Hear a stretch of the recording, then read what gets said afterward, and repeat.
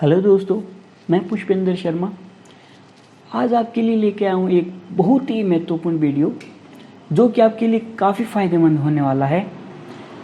जैसा कि आपको थंबनेल से पता चल ही गया होगा कि ये वीडियो 1000 रुपये प्रति माह बेरोजगार भत्ते के लिए है। इसमें हिमाचल सरकार द्वारा भत्ते के लिए क्या क्या क्राइटेरिया या मानदंड रखे गए हैं, इन सभी के बारे में चर्चा करेंगे और साथ ही साथ इसके लिए कौन कौन से डॉक्यूमेंट्स की ज़रूरत है और इसके अलावा इसके लिए क्या करना होगा, इन सभी पर विस्तार से चर्चा करेंगे। ओके, अगर आपको मेरा ये वीडियो अच्छा लगे तो इसको लाइक कर देना, शेयर कर देना और कमेंट करके ज़रूर बताना कि आपको ये वीडियो कैसा लगा। यूट्यूब चैनल को सब्सक्राइब ज़रूर कर देना और साथ के साथ बेल आइकन भी दबा देना। ओके, तो दोस्तों अब चलते हैं कि इसके लिए कौन कौन से क्राइटेरिया रखे गए हैं।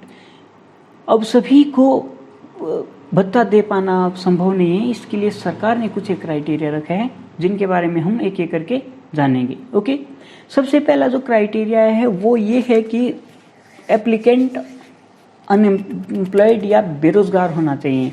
वो ना तो सरकारी क्षेत्र में कार्यरत हो और ना ही प्राइवेट सेक्टर में, और साथ के साथ उसका खुद का बिजनेस भी नहीं होना चाहिए।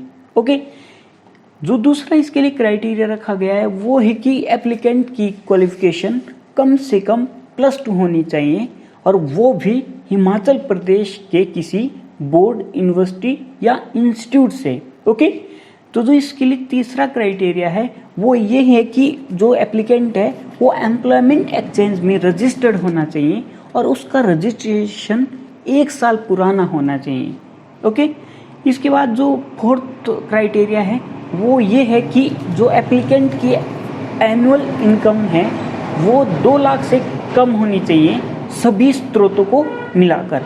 ओके, इसके बाद जो फिफ्थ क्राइटेरिया है वो ये है कि एप्लीकेंट की आयु 20 वर्ष से अधिक और 35 वर्ष से कम होनी चाहिए। ओके, 6 तो इसके लिए क्राइटेरिया है वो ये है कि एप्लीकेंट सरकारी जॉब से निष्कासित ना किया गया हो। अगर कोई ऐसा व्यक्ति है तो उससे ये भत्ता नहीं मिलेगा। ओके, इसके बाद जो इसके लिए क्राइटेरिया है वो है ये कि एप्लीकेंट किसी भी अपराध के लिए दोषी ना पाया गया हो और उसे 48 घंटे से अधिक कैद ना हुई हो। अगर कोई ऐसा व्यक्ति है तो वो भी इसके लिए अप्लाई नहीं कर सकता। ओके, नेक्स्ट है कि एप्लीकेंट रेगुलर स्टूडेंट नहीं होना चाहिए जो कि कोई ना कोई कोर्स कर रहा हो। अगर कोई ऐसा है तो वो भी इसके लिए अप्लाई नहीं कर सकता। इसके लिए जो लास्ट क्राइटेरिया है वो है कि आप कौशल विकास भत्ता ना ले रहे हो। ये भी हिमाचल प्रदेश सरकार की एक स्कीम थी जिसमें कि कौशल विकास के लिए 1000 रुपये भत्ता दिया जाता था। अगर आप ये ले रहे हो तो आप इस वाले भत्ते के लिए अप्लाई नहीं कर सकते। तो ये थे इसके लिए कुछ एक क्राइटेरिया।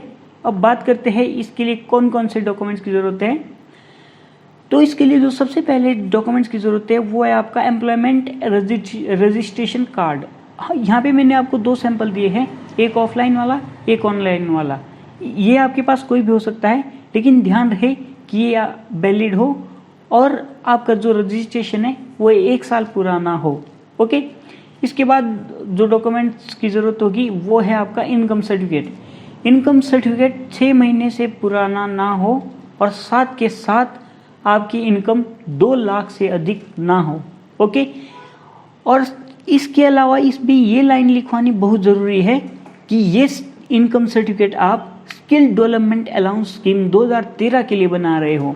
अगर इसमें ये लाइन नहीं होगी तो आपका इनकम सर्टिफिकेट नहीं चलेगा।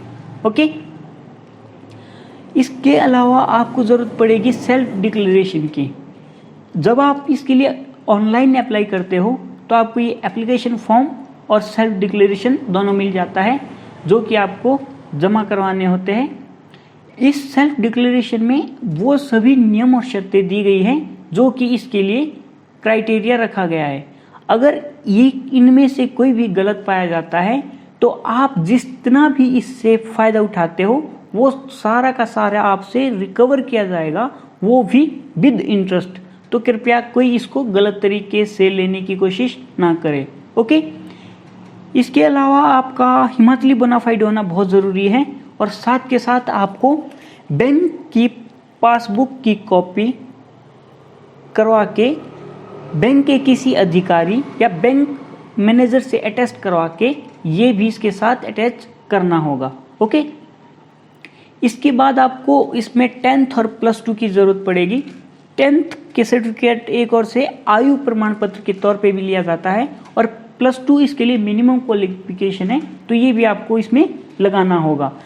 इसके अलावा अगर आपके पास ग्रेजुएशन या मास्टर डिग्री का कोई भी डिग्री है वो भी आप इसमें लगा सकते हो, लेकिन ये दोनों बहुत ज़रूरी है। ओके, इसके अलावा आप इसमें अपना कैरेक्टर सर्टिफिकेट और आधार कार्ड लगा सकते हो।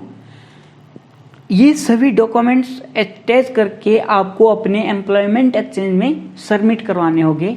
जिस डेट को आप ये सबमिट करवाते हो उसी डेट को अगले महीने आपके खाते में 1000 रुपये भत्ता आ जाएगा। ओके, तो अगर किसी को इसमें कुछ और पूछना हो तो वो हमें कमेंट कर सकता है।